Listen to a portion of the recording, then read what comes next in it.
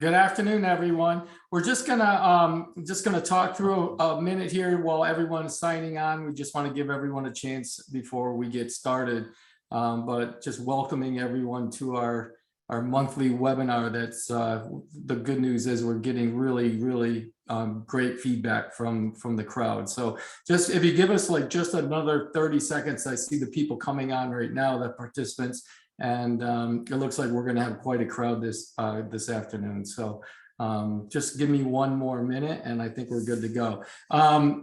So again, welcome to Barker Gilmore's webinar. We call it the GC Advantage because what we're looking to do is provide as much content and material to a general counsel or aspiring general counsel to become as efficient and effective as they possibly can in the role. Today we are actually completely thrilled to have Peter Gans, one of our distinguished advisors. Peter was the former general counsel of Ashland, and he's brought some of his colleagues with him today that are going to give us some incredible perspective, something that everybody is always interested in, how to build these relationships with the general counsel and board relationship.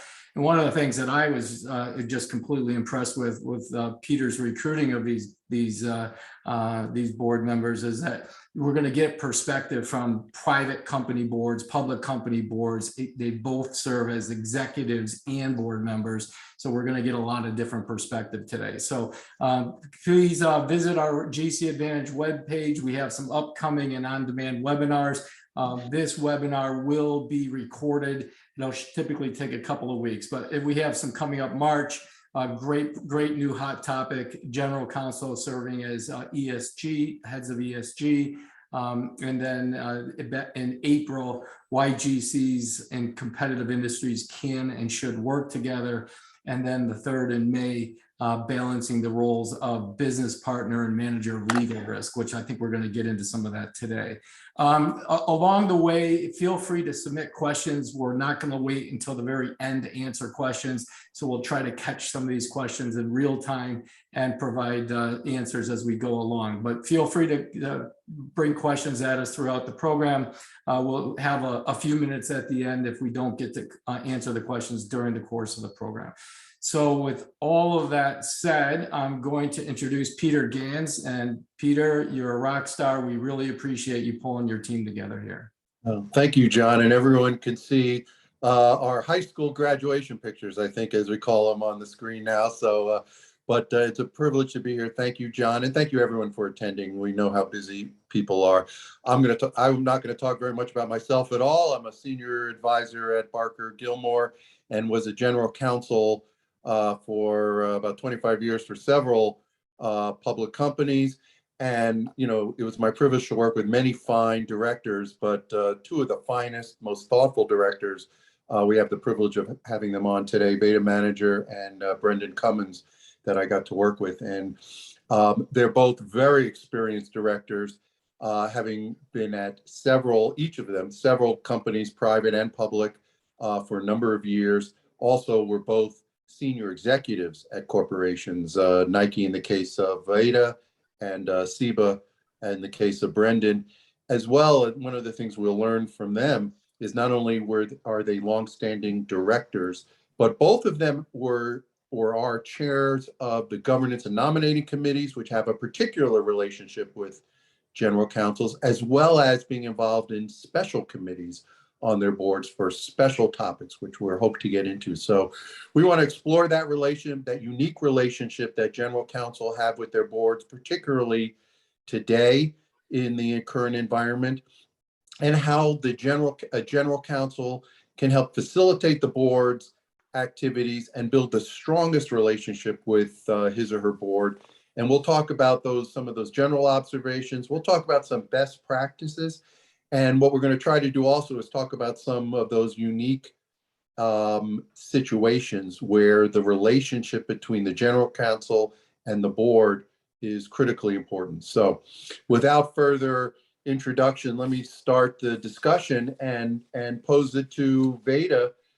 In general, how would you describe the overall relationship that you like to see between the board and the general counsel, and what characteristics make it successful? And are there characteristics that would make it unsuccessful, the relationship between the board and the general counsel? Well, thanks, Peter. I want to first thank Barker Gilmore and you for inviting us here today. It's a very important topic. I've had the opportunity to, as you said in the introduction, to both work as an executive and on several boards. I've been serving on boards and worked with general counsel since I was about age 20. So I've been around boardrooms and general counsels for a long time. People may not speak to their ex-spouses, but however, I can say I'm still on pretty good terms with all my ex-general counsels, as evidenced by my presence here today. So again, appreciate the invitation. I think it's important for the CEO and for board members and the business leaders to be aligned regarding what the role is and what the role isn't. And it's important for, I think, GCs and aspiring GCs to also appreciate what I call their versatility quotient, the fact they're going to have to adapt in different roles at different times and be different things depending upon the circumstance. So the title, and many GCs and have 3 different titles, one obviously being senior vice president. And I think that's important because it's a good signal to the business that you're a strategic business partner. You can help them as an enabler, not being an obstacle to get things done within the compliance and parameters of running a business. General counsel, of course, is what we all know, legal functions of the business, risk management, mergers and acquisitions, which we'll talk about later, deal flow, those kinds of things. And then the corporate secretary role, which is the advisor to the board, represents the shareholders as the board does. And you're a partner to the board leadership, as you described, both Brendan and I being governance and nominating chairs.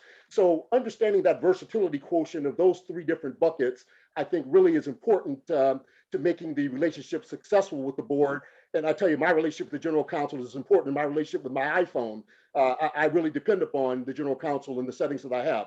Brendan, I'll pass it over to you to add whatever you have. Thank you, Veda. As usual, I always say it's very difficult to follow you, Veda, because you usually cover everything very well. But Peter, just by way of introduction, let me say thank you for inviting us here. I don't recognize the person who you introduced with such glowing comments, but nonetheless, we'll do our best to give you the benefit of our experiences and our findings. John didn't mention anything about disclaimer or health warning. I recognize that in comments we make, we're entering into a lion's den, so to speak, in the context of being surrounded by legal eagles, but nonetheless, we'll do our best. By way of just adding to what Veda mentioned in terms of how should the relationship be, I think it has to be one principled on frankness and honesty. Total openness, frankness, and honesty, and perhaps a recognition of, I think, both by the GC and by the board of the kind of symbiotic type relationship or mutual interest that both are striving to achieve and serve. I think also a very important part of it for me is that that relationship has to be respectful and respected as a kind of a confidant type relationship where everything can be put on the table and there's no holds barred in relation to what can or can't be put on the table, which is kind of sometimes an issue I found and seen in the past that, you know, I don't think you can tell the GC only half the story. If you want to get really good advice, you must tell them the whole story. You know, there's no use, as I often say, telling the GC, well, I stole a rope and forgetting to mention that there was a horse on the other end of the rope. I think you've got to give them the whole story. And I think by so doing, you'll get the right kind of advice back, you get the right kind of direction back, you'll get the right kind of hand-holding back as to how to move forward. And maybe as a last comment, and then I'll stop because I know we'll develop some of these ideas. I think, you know, the recognition by both the board and the GC that the GC is what I would call the fiduciary conscience of the company. And if one sees the GC on that basis, I think you can see them way beyond just the idea of being a legal expert or an expert in relation to governance issues, but you know, a real fiduciary in the context of all the various things that a board is charged with and has to manage in today's world. So just some extra comments from my side. Yeah, I think that's helpful. Go ahead, Brett. Go ahead, Yeah, I was Veda. going to add, normally a board member, I guess the average when organizations like the National Association of Corporate Directors and others have said that it's about 230 hours a year that every board member spend per board. But I think in this day and age, as Peter, you pointed out earlier, because of the increasing number of hours of responsibility and scope of responsibility that boards have these days, as well as general counsels, it's many more hours of that. And particularly, Peter, we worked on transforming Ashland, as a great example. We were involved in trying to move that company to a specialty chemical company, higher margin, less cyclical. So we were in M&A all the time. So we spent far more than 230 hours a year. I think, Peter, correct me if I'm wrong, we probably did over 50 transactions totaling about $8 billion during that time. So when you're trying to transform a company, that relationship between the board and the GC becomes even that much more important than it would on a normal basis. No, that's all true. Let me ask you both a question for your comment. You talk about the GC and as a senior executive and the like, but how do you see the relationship with the GC being different for the board than the relationship with other senior executives at the company and even the CEO? And can you give any examples of how that would manifest itself in terms of the board GC relationship? Yeah, well, I chip in first, Veda, if I may.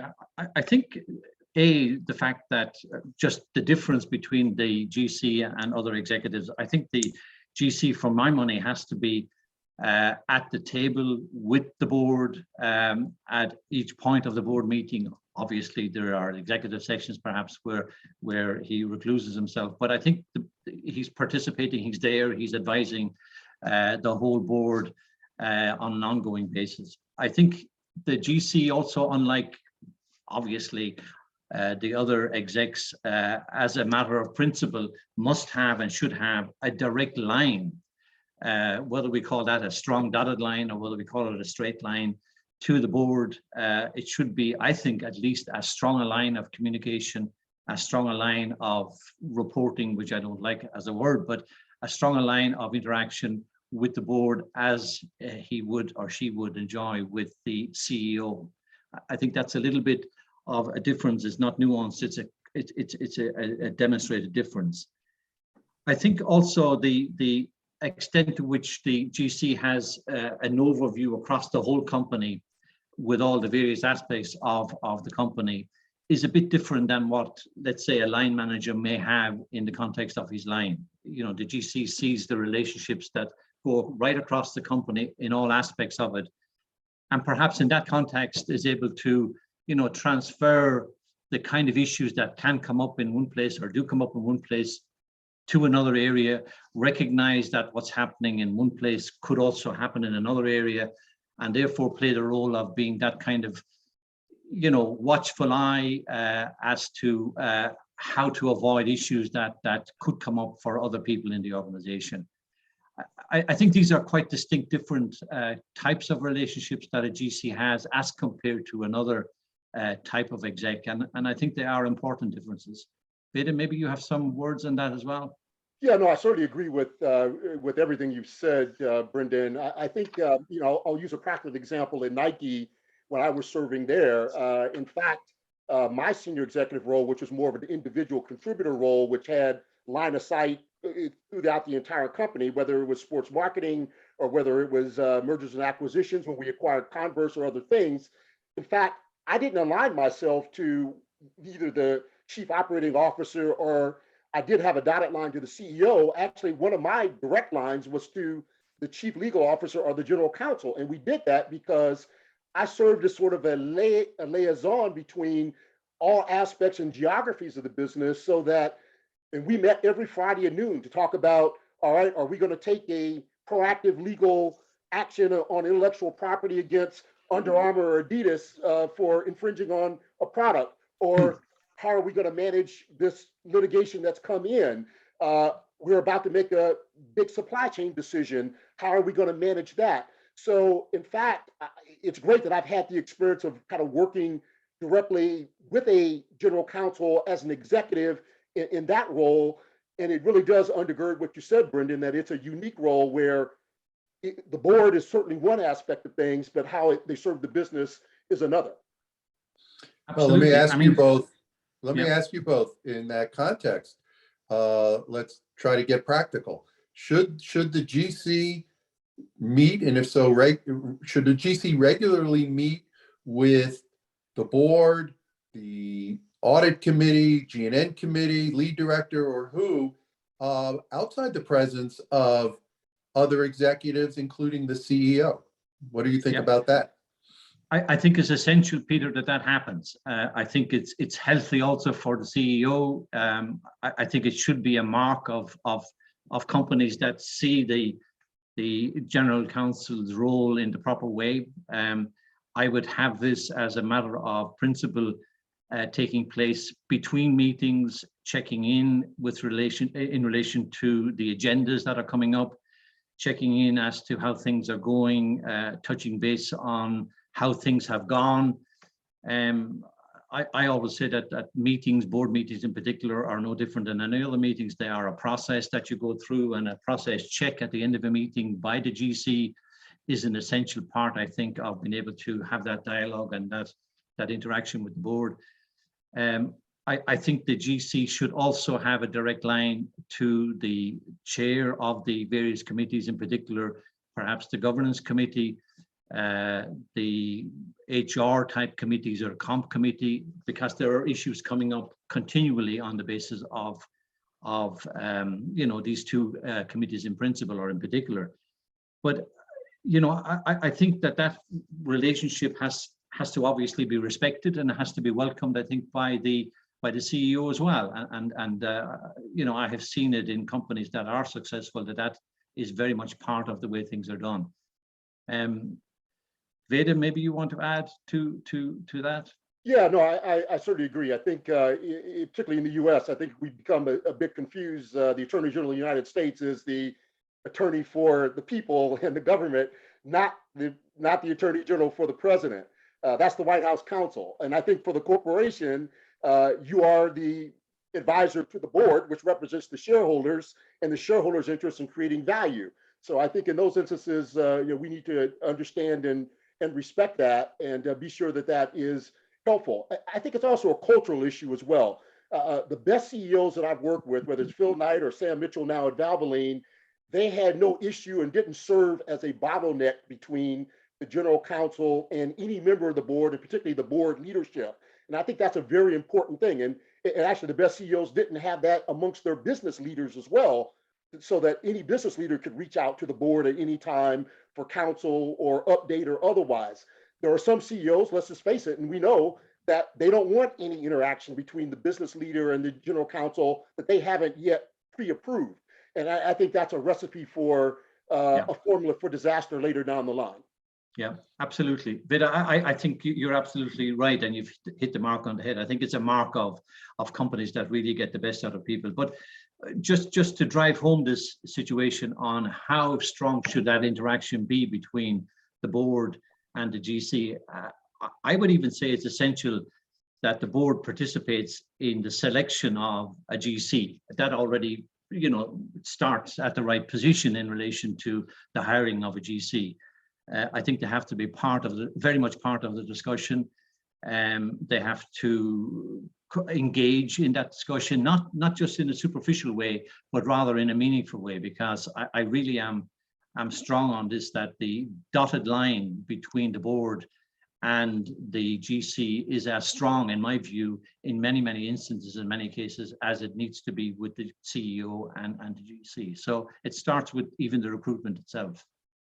Yeah, I should have said that question that I just asked was one of the questions. We've had a couple of questions asking about meetings and with the CEO, without the CEO. And I think that in my relationship with both of you over time, it was just a natural part of our board GC relationship that certainly the committee chairs, the lead director, very regularly would talk with me. It was a regular thing. It wasn't something extraordinary. And the fact that, I regularly talked with the audit committee independently every meeting, set the right tone. And as you said, having a CEO that thinks that's not remarkable creates a positive environment, not just for the CEO board relationship, but for the overall Yeah. board action. And I think that's a real tell if the CEO would object to the general counsel's interacting regularly with the board outside of his or her presence. Let me ask you another question that has come in. It's an interesting one. Okay, this all sounds really good. Great relationship. What do you do when the CEO does want to be a filter between his or her GC and the board? How would you handle that to create that kind of environment between the GC and the board if you had a CEO that was recalcitrant in that fashion? That was a question that we had posed. Yeah, it's a great question. I would say, look, I mean, any aspiring GC or GCs that are in the audience today, that certainly should be a question you ask in an interview process as to what the culture of the organization is, and ask the other business leaders, is the CEO a bottleneck or need to pre-approve board relations? But if you do have an adversarial CEO who does not want that, I would say then you have to work and have the lead director. Look, the CEO reports to the board.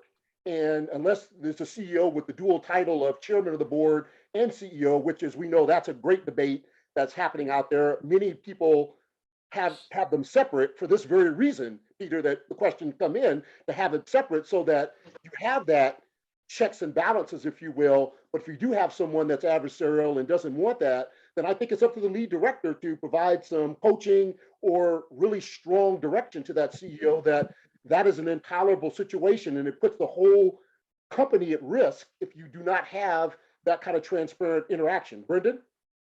Yeah, no, I think obviously somebody new coming into the role will have already covered this in their interview and made sure that the culture of the company allows for such a thing. But I think a lot is falling on the board itself and on the lead director or on the chair, if that happens to be the case. I certainly think that it should be something that's insisted on for the right reasons. I think as a practice, we also, if you remember, Veda used to have the General Counsel in for a special session with the board, as we did the HR director sometimes if we needed it, independently of the CEO. We also had the head of auditing on the same basis. And we obviously do that with the external auditors as well. So I think the chair of the board or the lead director of the board has a key role in making sure that that happens. I think it's also something it should be capable to be discussed with the CEO if he really has a problem with it, to understand what is the problem.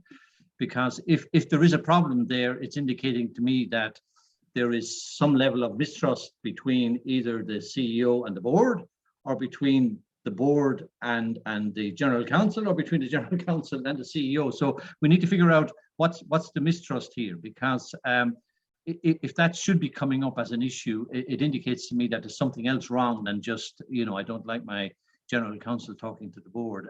There's something else going on there, which I think we would need to uncover. But generally, I think the board itself would make sure, I think that is not going to happen. Well, certainly, Peter and Brendan, if it doesn't get resolved and it ends up being a disagreement between them and a separation process, we know the general counsel is going to be in the room with the board to do the separation agreement. We do know that. Yeah, no question. Another question that came in that we should explore is, you've described a very positive relationship between the board members and the general counsel, and how to develop that and have a lot of dialogue and respect. How do you see that in the current environment where so many meetings are virtual? Do you advise offline discussions with your general counsel? You both are on boards now where presumably a lot of meetings are being done virtually. How does that impact the relationship, this sort of informal relationship with your general counsel? Have you done anything to facilitate that? Well, I think in my case, I think it hasn't, other than change the medium of the conversation. The conversation still goes on. We have Zoom calls, Teams calls, telephone calls, or what have you, and it hasn't disrupted in any way the communication that is ongoing with the general counsel. In fact, I think it's made it somewhat easier, to be honest, because you can just shove in a meeting, get a half an hour, discuss something, and it's less formal than perhaps meeting in the office and so on. So it makes it somewhat easier.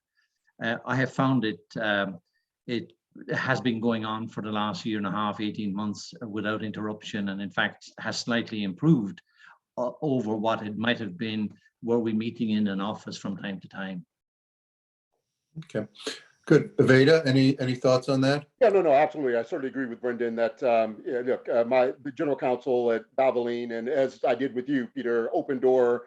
Before we had board meetings, we had a pre-session about what was coming up in the board meeting, what we're going to talk about in the committee meetings itself, any issues that we needed to resolve. But even aside from the board meetings itself, there was always an open door policy or open phone policy to have these meetings. So I don't think Zoom, and hopefully there had been enough trust capital between the board and the GC and all the parties before this pandemic hit, that this is just looked at as a temporary disruption that has not interrupted the trust flow, shall we say, between the stakeholders.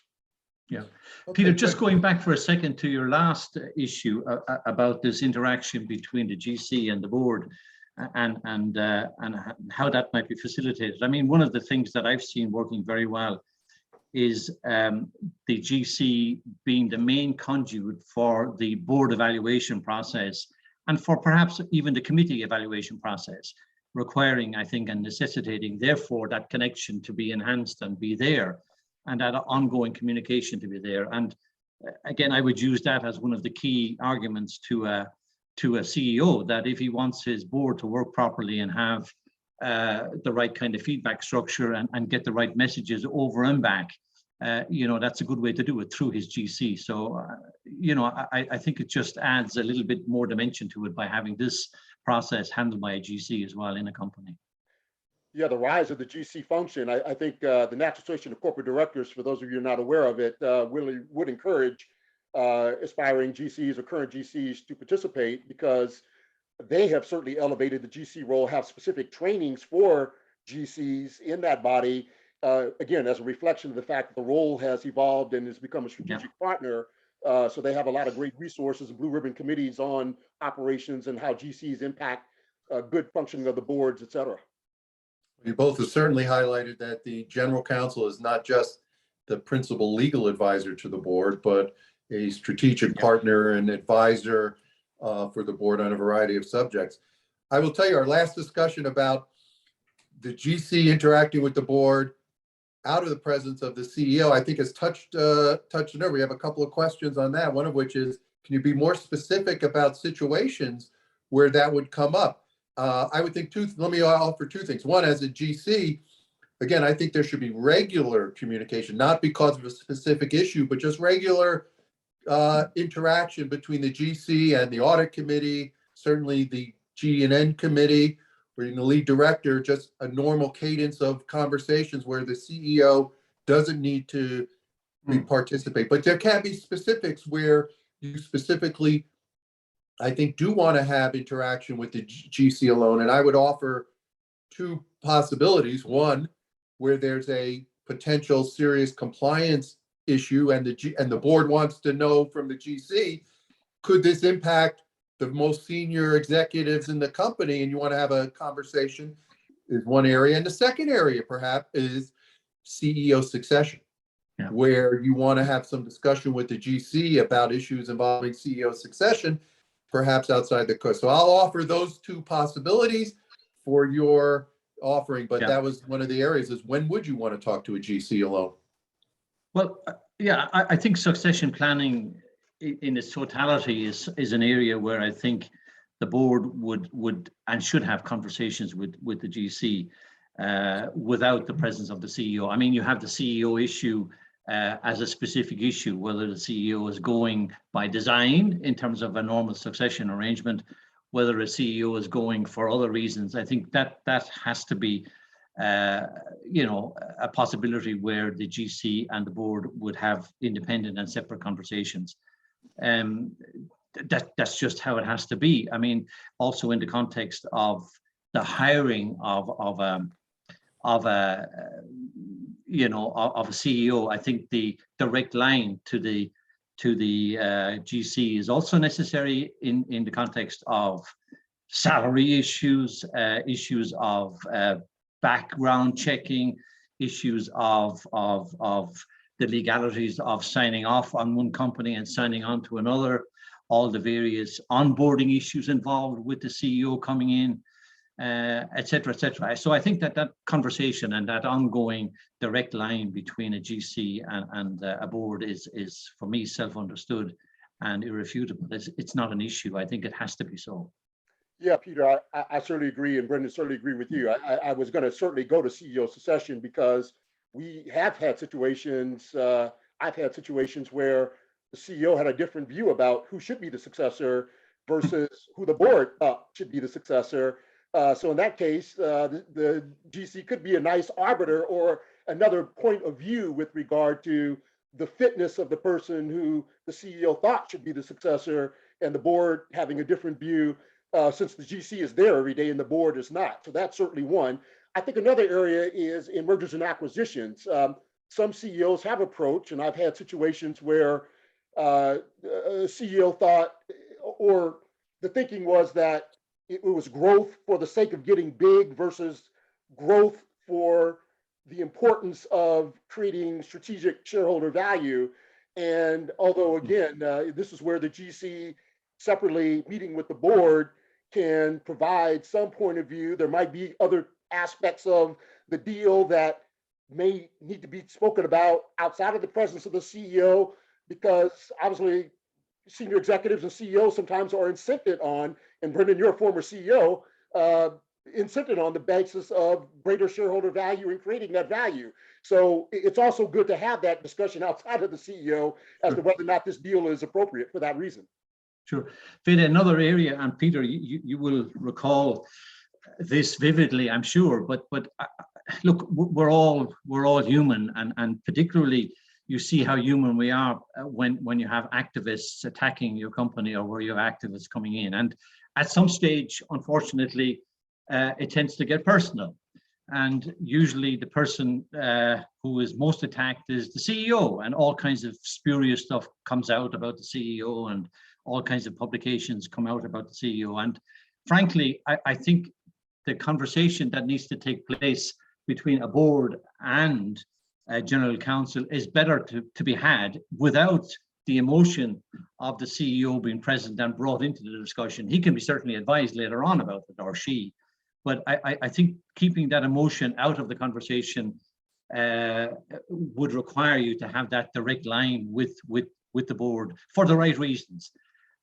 So that's another instance, I think, where a CEO should welcome, recognizing that he could be and will be probably the focus of attack, welcome the idea that there's a conversation taking place where the best outcome will come out of the discussion without he being there and feeling emotionally attacked by the circumstances of the activism.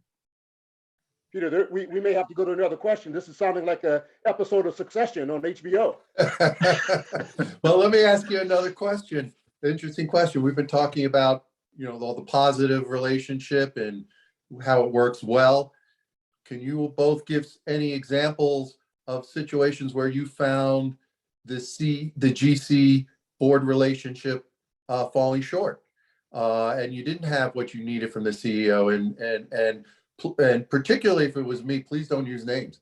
But can you, or in your little vast experience, can you give some examples of where it fell short of your expectation and why?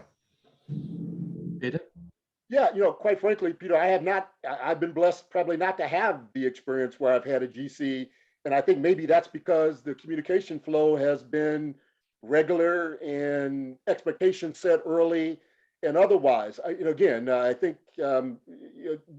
points of view can be different, but I think you eventually arrive at consensus and trying to determine what's the right course. But as I said, I've been around these tables since age 20, and I've not had a situation where, as I said earlier, I think the GCs I've worked with and tried to also work with them well, they've been more enablers than obstacles.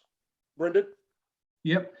I had one or two experiences, Peter, and these revolved around the idea that, deep down, a CEO and a board maybe I'm going to say something which is a bit controversial now, but never mind. They don't necessarily want the General Counsel to call the shot, but they need him or her to be there to make sure that the shot is called right.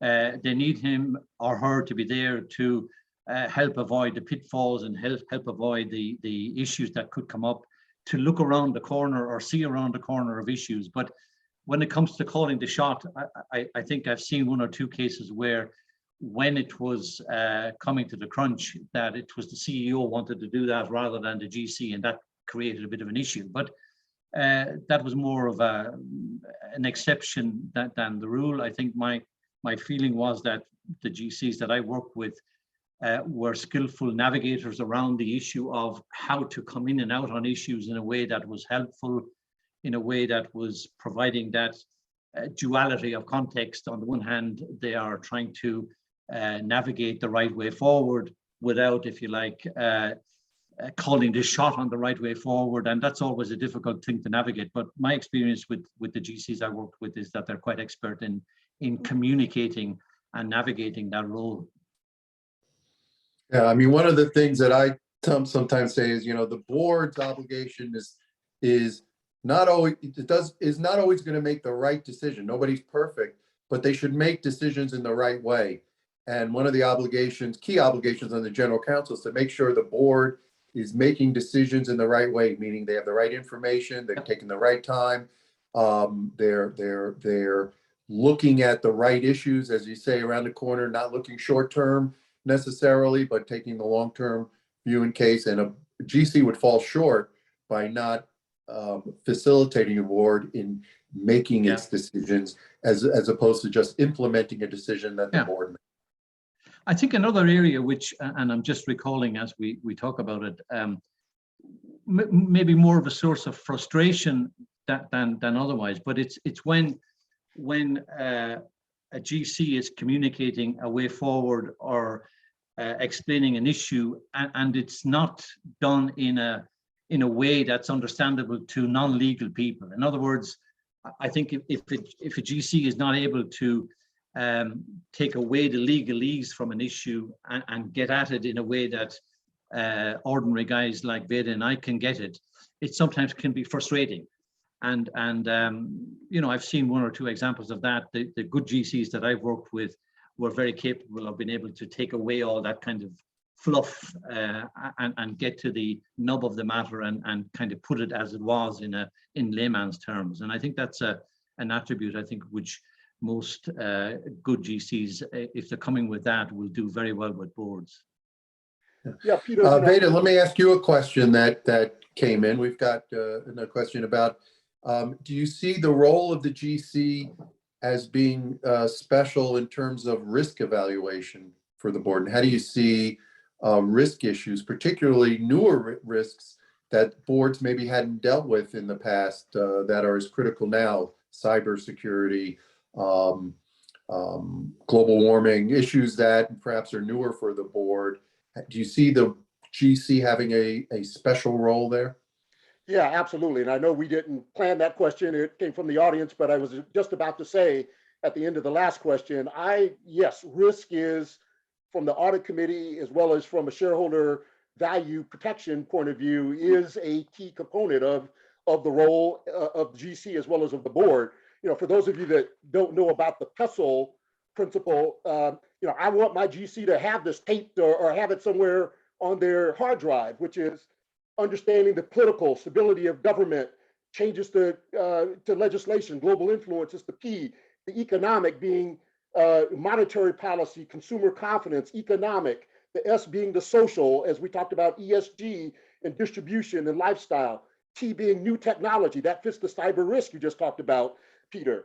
The L being legal, of course, you all are expert in that, taxation and employment and health and safety, and the E being environment. So if you take, as an aspiring GC or a GC, kind of take this PESTLE, I'll be happy to send this for those that want to follow up with you and your team on this. I think that gives you a pretty good panoply of the lay of the land of the areas that boards and GCs together collectively have to tackle in their day-to-day discharging of their duties. Brendan?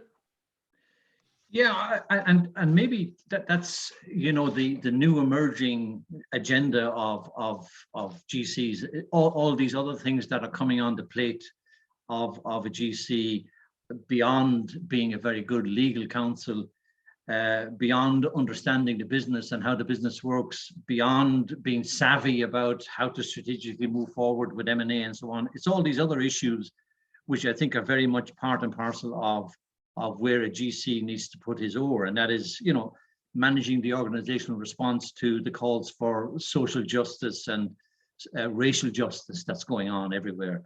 Having a legal perspective on ethics that's not just an esoteric type of term, but really practically, how does it relate to us as a company? How are we doing it? How are we practicing it? Are we exposed in that area? How do we manage this exposure, and so on and so on? The whole issue of GDPR and privacy and all that entails, and how do we navigate around this? Critical issues regarding reputation, with the speed at which information is getting around these days, the reputation of a company can rise and fall very, very quickly. And I think navigating around this whole issue, being the, if you like, the conduit through which the reputation structure is working from a legal perspective, falls again to a GC. Crisis management and the ability to handle a crisis management in a way that manages the expectation of the various audiences in the crisis, but also manages the reputation of the company and keeps this intact. For me, I think the General Counsel needs to have their hand on that tiller, because they're the one person in the organization which, in my view, and I've seen it, that don't have fits of and bouts of extreme frustration with things that are going on. They're calm about it. They're trying to assess what needs to happen. They're trying to find a good way forward. And I would like my GC to be very much part and parcel of that whole crisis process for that reason alone. But all these additional things are coming on, I think, on a GC's agenda, and thereby I think it is the kind of task, I think, that is befalling GCs today, as well as all the other things that were mentioned by Veda.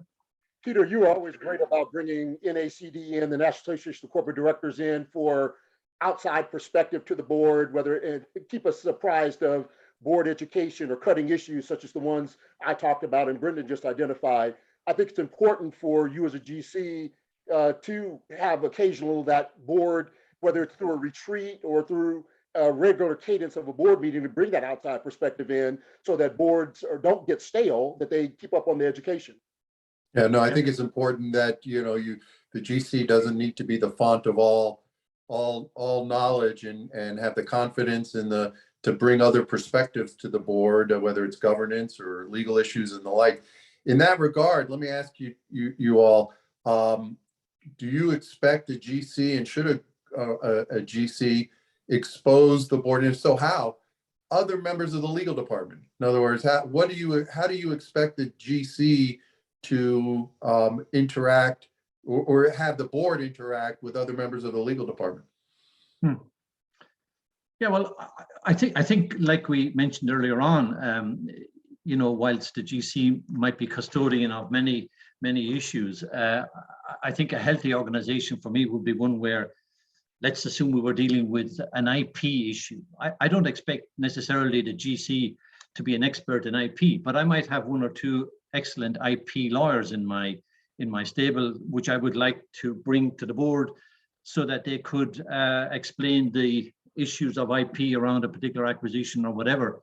I see no problem whatsoever in the GC orchestrating these kind of discussions, whether it's therefore calling from expertise from within or from without the organization. And that's just the way it is. And I think a healthy environment would see that they don't require and can't require the GC to be the font of all knowledge, as you said, Peter, but rather to know perhaps where that knowledge might reside, know perhaps how to call on that knowledge and when to call on that knowledge, and then to orchestrate the event in a way that it's given to the board in the best possible way. Yeah, certainly agree with that, Peter. I think it's a good succession planning tool. I think it's good for the board to see other individuals within the pipeline not only of the corporate structure and the legal department, but also I think there are certain specialties. Brendan mentioned IP, but I think if you're in a franchise business, such as we are at Valvoline, we've got part corporate, we've got part franchisees. Having a lawyer that does those franchise agreements, who understands that world, to come before the board to talk about, should we be altering the mix of the hybrid between franchise businesses and corporate-owned businesses? And that's a business decision, but it's a legal decision as well. The geographies of the franchisees, are they living up to the franchise agreements? I think those are kind of things that are important factoids for the board to understand. And sometimes you might have a specialist on your team that has exposure to the board to give us more detail on that. Yeah, I like to say sometimes the board shouldn't expect the general counsel to know all the answers, but rather to understand the questions and help the board evaluate the answers that it gets. Let me ask you a different question, and I think I'll cut to the chase by assuming you both would agree that the board should be involved in the hiring of a new general counsel. I'm pretty sure you both would say yes. So in that respect, and assuming we haven't turned people off from wanting to be a general counsel and involved with the board through this seminar, I don't think that's the case. What would you recommend to an aspiring GC candidate who's interviewing with a board member in terms of what would be the best question or questions for that candidate to ask the board that would tell you this is somebody that we should seriously look at? Peter? Yeah, no, it's a good question. Well, I think we kind of touched on it a little earlier. Anyone that's interviewing for a GC role certainly should understand the culture of that company and how that is the CEO going to be a bottleneck, as we talked about earlier, between the GC and the board, and how and is that GC in that particular business looked at as a strategic business partner, or are they looked at just as a legal functionary? You know, again, I've used this phrase enabler versus obstacle on several occasions. You want to be more in that business partner strategic zone than you do just about checking the box and compliance. So I think that's kind of where that question, a prospective candidate should be probing the board as to what they've experienced in terms of how that company's culture operates. Brendan? Yep. Yeah, I mean, obviously, the exploration at the interview or whatever is going to touch on the prowess of the would-be general counsel around legal matters, you know, risk evaluation, how to understand the law and so on, governance and so on. But I would, like Veda said, I would explore and ask the question directly. What kind of non-legal expertise would you require me to come with, and what kind of non-legal expertise would you expect to have demonstrated in the context of me doing a good job, or I performing the role that you feel, and that gives you a flavor of the kind of company it is, of the kind of culture that exists, of the kind of communication that goes on, the kind of way that the CEO looks at the general counsel, or the board looks at the general counsel. I would also ask them things like, what role would you see for me in the context of issues to do with value building in the company building its value over time? What role do you see for a GC in that context? And could you help me understand and describe what you're looking for around that? I'd like to be hearing things like, you know, strategic analysis of M&A, looking for opportunities in the context of automation of my environment, whether that's a legal environment or a compliance environment or whatever, being part of a management process that's thinking through issues around social issues, reputation of the company. I'd like to be hearing all these things. And if I wasn't hearing them, I'd be worried that that's the company I want to go with. Good. We got a question that may be focused more to me, although obviously best thing is to put it back to you, but a question about a situation where my advice wasn't accepted by the board on an issue exposing the company to risk, and what did I do? What would I do? And let me just quickly say, certainly in my involvement with the two of you, I never had a situation where ultimately I said the board should do something, or the company should do something, and the board said, no, we're not going to do it. And you have to make that decision. I mean, ultimately, it depends, I would say to people. I mean, any good GC, you know, there is a point, particularly if the risk goes to legal liability or certainly criminal activity, where a good GC has to be willing to say they were willing to resign. I've never come close to that. But I do think what you have to do is, you know, sometimes decision making is a process. And the worst thing you can do is just say, you have to do this because I say so. But what you have to do is talk to your board. You know, usually it's a matter of listening. Why are they resisting? Is it a business issue? Is it a matter of understanding the risk? It may just be balancing the risk. And, you know, again, the GC doesn't make the decisions. The GC is an advisor. And you have to make sure the board understands the risks, but ultimately, you know, and except if it comes to that very small category of improper illegal activity, it's a board decision. But what you need to do, if you have a different view of where the board is handling it, it's your obligation to make sure the board understands why you're giving that advice, why you're giving that counsel, and have an opportunity to discuss. But ultimately, it is the board's decision. But a GC who doesn't push back when perhaps the board is not accepting a particular area of advice, I don't think is serving the board well. Yeah. Well, Peter, you mentioned, and I think that's part of, I think, what I would want to have in place for a GC. It's a process, and all decisions are a process. And, you know, I don't want to have a GC being at the end of the process where they have to adjudicate on, do we do this or do we do that? But they have to be part of the decision-making process where, you know, the elements of risk, the elements of legal, the elements of governance, the elements of fit, and all the other issues that need to be evaluated are going on continually during that process, where the GC is inputting into it. And the likelihood of coming to an end of a process where, you know, there's a fundamental, really difference of opinion about the legalities of it, I don't think that's going to happen. If the process has worked the way it should work. And I think, as I've described it, I think it should work, the GC being part of the process. If it's a question of a business decision in relation to, should we do this from a business perspective, the GC may have a different point of view, but I think that's okay if it's legal, if the structure of it is fine, if there's no lack of compliance, if there's no governance issues involved, he may have a different opinion. And I think that's fine. But I wouldn't accept a situation where something has been done which is contrary to the law, which is not in keeping with good practice and good governance. And in that connection, I think if that was happening, I think if I were a GC, I wouldn't want to be part of that company anyway. So I think that's an unlikely event, but that's just me. Yeah, Peter, I know we're almost out of time, so I'll add at Nike, we had a number. Nike was a very offense-minded company, so they didn't mind controversy. They didn't mind being in the mix of certain scrapes, if you will. And we had a case that we were being advised. Everyone, I think, in the legal community knows Professor Lawrence Tribe at Harvard, who was our lawyer. But we had a corporate free speech case with Nike regarding our Asian labor practices, which I was very much involved in reforming at the time, that ended up going by certiorari all the way up to the US Supreme Court.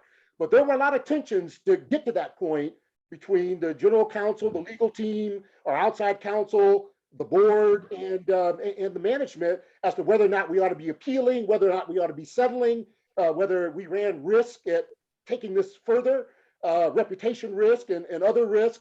So those are the kind of things I've witnessed in the past where there may have been some dissonance between the different stakeholders. Is, should we settle? Should we go to trial? How should we proceed? Listen, on that, let me thank you both. As always, I learned something when I talked to you, and I think this has been a interesting conversation and informative. But let me turn it back over to John. And I think we got to all the questions that were asked, and for any concluding comments he has.